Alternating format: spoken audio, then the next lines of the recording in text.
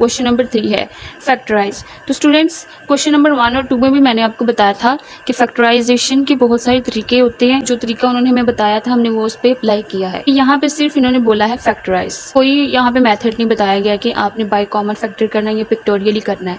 तो ये सिर्फ हमने जो है ना इसको फैक्टराइज करना है। तो स्टूडेंट्स सबसे पहले आप ये देखेंगे कि फैक्टराइजेशन होती क्या है। तो क्वेश्चन नंबर 1 और क्वेश्चन नंबर 2 में मैं आपको बताया था कि फैक्टराइजेशन होती क्या है। तो स्टूडेंट्स मैं यहाँ पे रिपीट कर देती हूँ।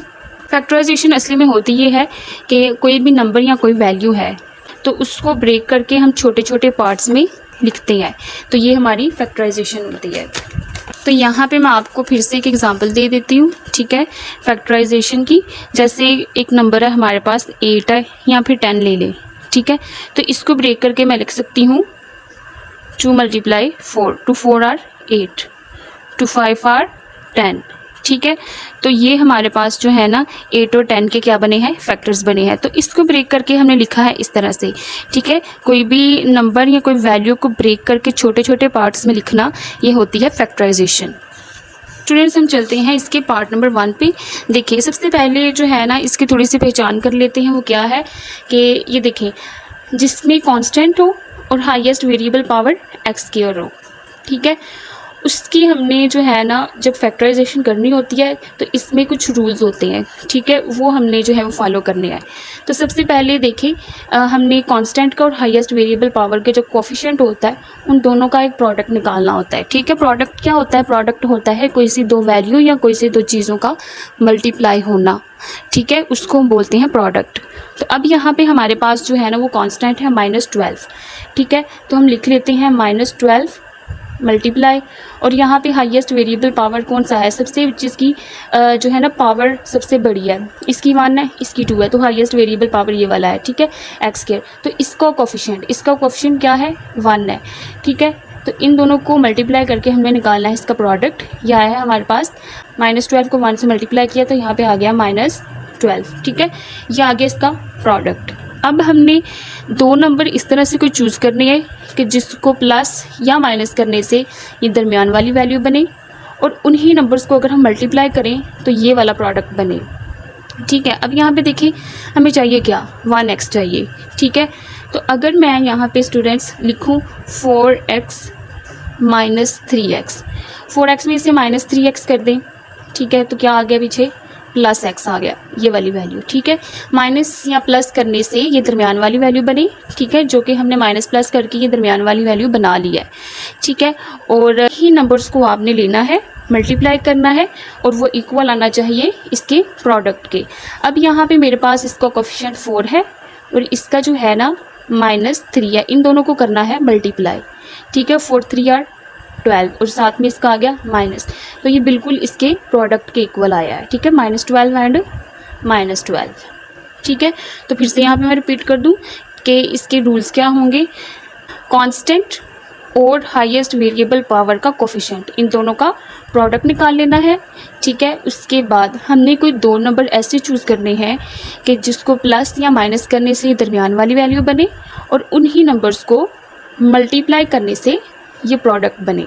तो जब हमने मल्टीप्लाई करना होता है ना तो फिर हमने यही नंबर लेना, कोई और नंबर नहीं हम चूज़ कर सकते, ठीक है।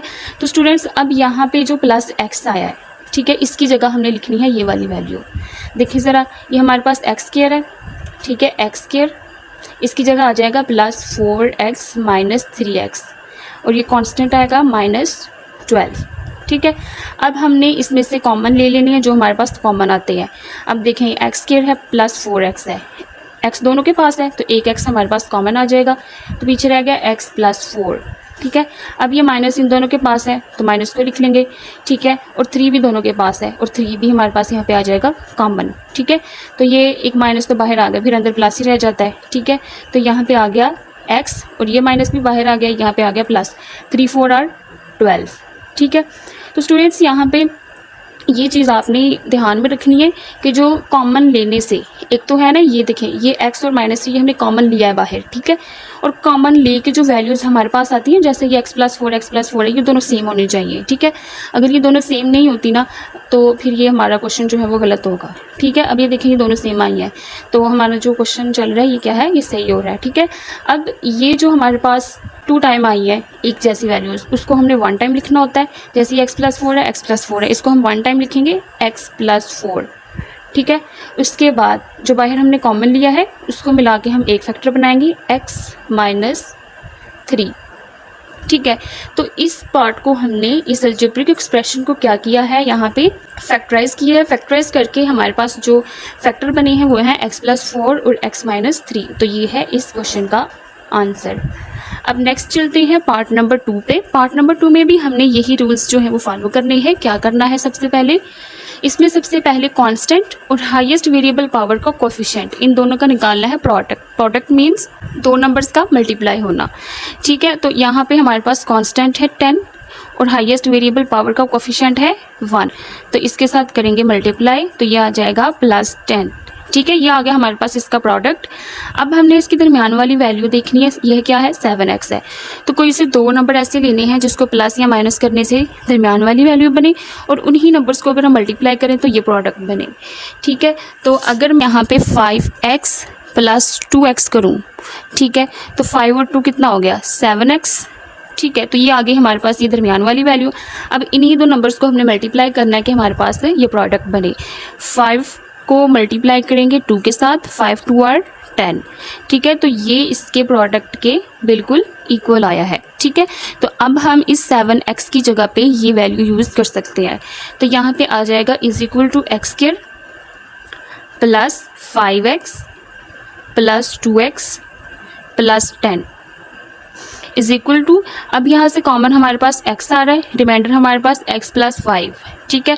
अब ये +2, ठीक है, 2 दोनों में है तो ये कॉमन आएगा, तो इसको हमने लिख लिया x + 2 5 are 10, ठीक है। अब देखिए ये दोनों वैल्यूज़ हमारे पास सेम आई, x + 5 x + 5, ये 2 टाइम है तो इसको 1 टाइम लिख लेंगे x + 5, ठीक है। और जो कॉमन लेके बाहर वैल्यू आई है उसको हम मिला के जो है ना एक वैल्यू बना लेंगे x + 2, ठीक है। अब ये 2 फैक्टर्स आ गए हमारे पास x + 5 x + 2, तो ये है इस क्वेश्चन का आंसर। अब नेक्स्ट है पार्ट नंबर 3। हमारे पास यहाँ भी हमने सेम रूल्स फॉलो करने हैं।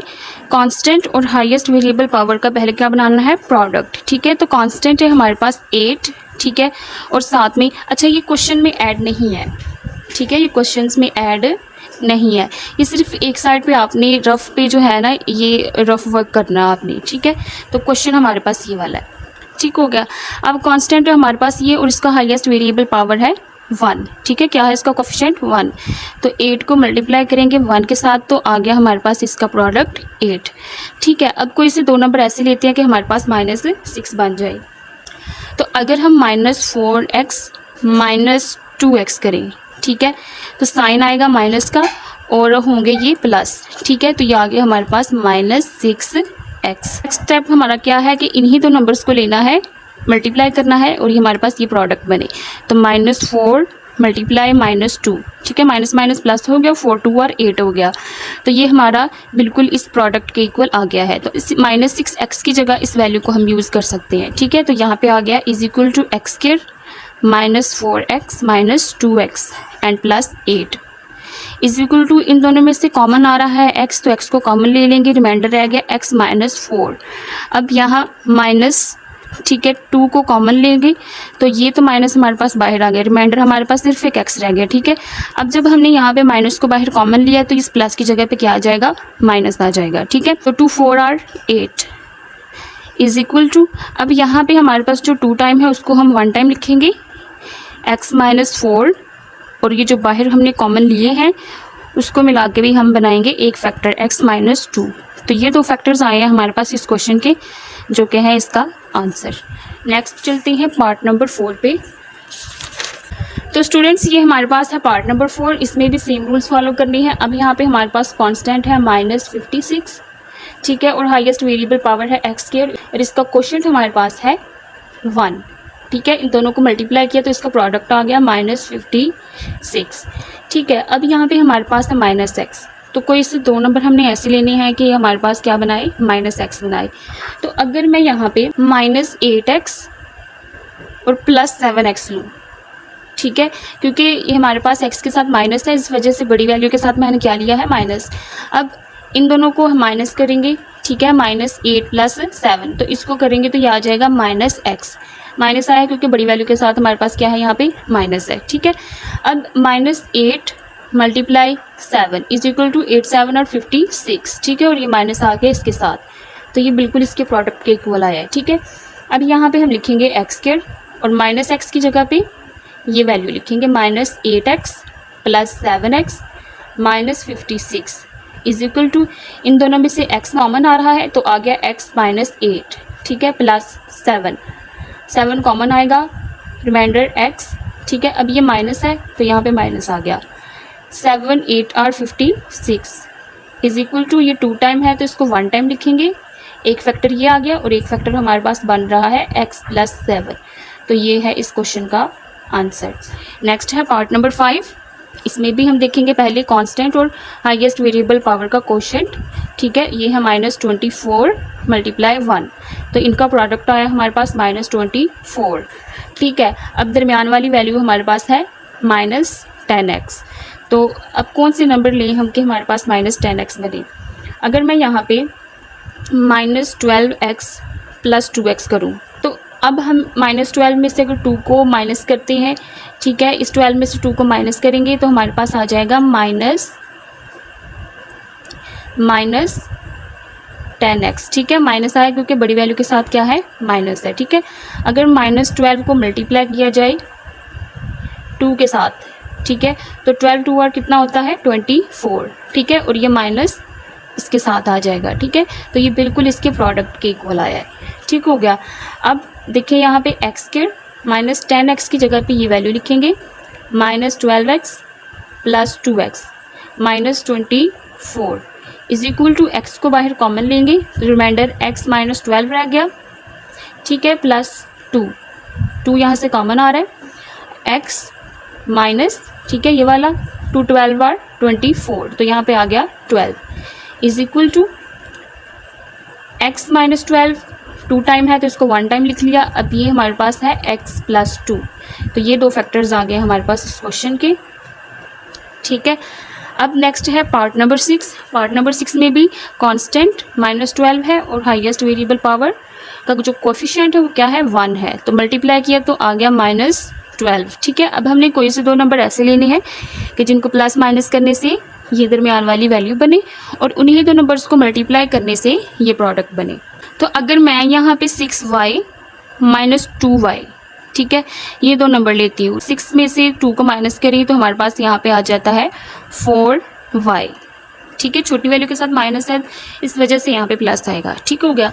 अब इन्हीं 2 नंबर्स को लेते हैं, मल्टीप्लाई करते हैं, देखते हैं ये वैल्यू बनती है इसका प्रोडक्ट या नहीं। तो 6 को मल्टीप्लाई किया -2 के साथ, तो ये आ गया -12, सेम इसके प्रोडक्ट के इक्वल, ठीक है। तो यहाँ पे आएगा y², 4y की जगह पे आ जाएगा +6y - 2y और ये कांस्टेंट है -12 = y को बाहर कॉमन लेंगे, ठीक है, तो रिमाइंडर y + 6 रह जाएगा। अब इसमें से -2 को कॉमन लेंगे, रिमाइंडर y + अब 2 6 और 12, ठीक है, = 2 टाइम है y + 6, तो 1 टाइम लिख लेंगे और एक हमारे पास फैक्टर बन रहा है y -2, तो ये है इसका आंसर। पार्ट नंबर 7 है, इसमें भी देखिए ज़रा, हमारे पास कांस्टेंट है 36 और हाईएस्ट वेरिएबल पावर का क्वोशिएंट है 1, इन दोनों का प्रोडक्ट आया हमारे पास 36, ठीक है। अब 2 नंबर हमने कौन से ऐसे लेने हैं कि हमारे पास ये दरमियान वाली वैल्यू बने, ठीक है। अगर मैं यहाँ पे लेती हूँ 9y + 4y, ठीक है, तो इन दोनों को प्लस करें अगर हम तो बन जाता है 13y, ठीक है। अगर 9 और 4 इन्हीं 2 नंबर्स को मल्टीप्लाई करें, ठीक है, तो हमारे पास ये प्रोडक्ट बन जाएगा 9 4 और 36, तो बिल्कुल इसके प्रोडक्ट के इक्वल आया, ठीक है। तो यहाँ पे आ जाएगा = y² + 9y + 4y and +36 = y common आएगा, रिमाइंडर हमारे पास y + 9 रह गया और इसमें से हमने +4 को कॉमन लिया, ठीक है, रिमाइंडर y + 4 9 और 36, ठीक है, तो यहाँ पे आ गया 9 = 2 टाइम है y + 9, तो 1 टाइम लिख लिया और दूसरी हमारे पास वैल्यू आई है y + 4, ठीक है। तो यहाँ पे ये दो फैक्टर्स बने हैं पार्ट नंबर 7 के। देखिए -2 कांस्टेंट है और हाईएस्ट वेरिएबल पावर का कोफिशिएंट जो है वो 1 है, ठीक है। तो इन दोनों का प्रोडक्ट निकालेंगे तो आ गया हमारे पास -2। अब यहाँ पे -x लेके आना है, कोई से दो नंबर्स को माइनस या प्लस करके। तो अगर मैं यहाँ पे लिखूँ -2x + x, ठीक है, तो बड़ी वैल्यू के साथ माइनस है तो यहाँ पे आ जाएगा -2x में से एक x को माइनस करेंगे तो यहाँ पे आ गया x, ठीक है।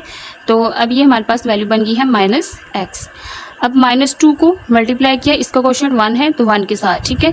तो इन दोनों को मल्टीप्लाई करेंगे तो आ जाएगा -2, बिल्कुल इसके प्रोडक्ट के इक्वल, ठीक है। अब यहाँ पे x² -x की जगह पे ये वैल्यू आएगी -2x + x और कांस्टेंट हमारे पास है -2 इज इक्वल टू x को कॉमन लेंगे, रिमाइंडर हमारे पास x - 2 रह जाएगा, +1 1 को कॉमन लेंगे, ठीक है। तो ये हमारे पास आएगा x - 2 इज इक्वल टू, ये 2 टाइम है तो इसको 1 टाइम लिखेंगे x - 2 और एक दूसरा फैक्टर हमारे पास बन रहा है x + 1, ठीक है। अब ये इसके पार्ट नंबर 8 का है आंसर। तो स्टूडेंट्स इसमें मेन चीज़ क्या है देखने वाली, इसका मेथड, इसके रूल्स हैं, ठीक है। तो मैं फिर से रिपीट कर दूं, इसके रूल्स क्या होंगे फैक्टराइज करने के कि कांस्टेंट और हाईएस्ट वेरिएबल पावर का कोफिशिएंट, इन दोनों का प्रोडक्ट, ठीक है, उन दोनों का प्रोडक्ट आपने लिख लेना है। नेक्स्ट आपने क्या करना है कि जो दरमियान वाली वैल्यू होगी उसको आपने लेके आना है कोई से दो नंबर से, उन दो नंबर्स को प्लस या माइनस करें तो ये वैल्यू बने दरमियान वाली, ठीक है। फिर उन्हीं नंबर्स को आपने मल्टीप्लाई करना है, मल्टीप्लाई करके आपने इस प्रोडक्ट के इक्वल लेके आना है, ठीक है। अगर तो उस प्रोडक्ट के इक्वल नहीं आता, इसका मतलब है कि फिर आप वो दो जो आपने नंबर चूज़ किए हैं आप उसको नहीं लिख सकते, वो गलत है, ठीक है। तो इसी तरह से फिर आपने ये सारे क्वेश्चंस करने हैं।